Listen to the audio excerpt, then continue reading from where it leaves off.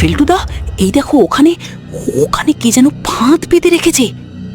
লালু, এ নিশ্চয়ই জঙ্গলের কোনো চোরা কারবারি দলের লোকের কাজ হবে।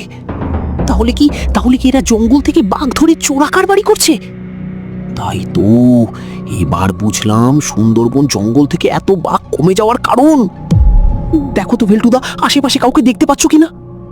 আশেপাশে তো কাউকে তেমন দেখতে পাচ্ছি না। মনে হয় আমাদের আসার শব্দতে ব্যাটারা গা ঢাকা দিয়েছে।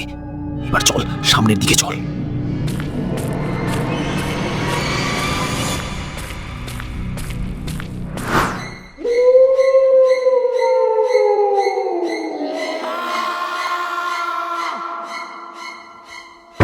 ফেলটুদা, ওই শোনো, কেউ মনে হয় জঙ্গলে বিপদে পড়েছে। সর্বনাশ! কাউকে কি তাহলে পাখে ধরলো নাকি? চল তো গিয়ে দেখি।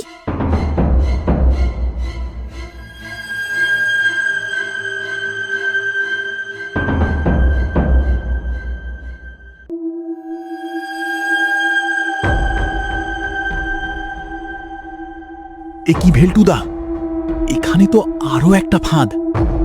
বলি, এ জঙ্গলে এত ফাঁদ কারা পাচ্ছে?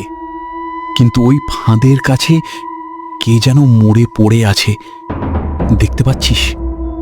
ঘটনাটা কি হতে পারে বলো তো ভেলটুদা? জঙ্গলের চারিদিকে ফাঁদ পাতা রয়েছে, আবার ফাঁদের কাছে মানুষের ছিন্ন ভিন্ন দেহ পড়ে আছে। এসব কি? লালু, আমি বলি কি, এভাবে আর সামনে না গিয়ে চল আমরা ফরেস্ট অফিসে গিয়ে আগে খবরটা দিয়ে আসি। এই রহস্যটা আমরা উদ্ধার করতে গেলে আমরা ঘোর বিপদে পড়ে যেতে পারি। একদম ঠিক বলেছ ভেলটুদা, এর থেকে ভালো ফরেস্ট অফিসাররা যেটা ভালো বুঝবে সেটাই করবে। চলো আমরা আগে ফরেস্ট অফিসে খবরটা জানিয়ে আসি। চল তাহলে।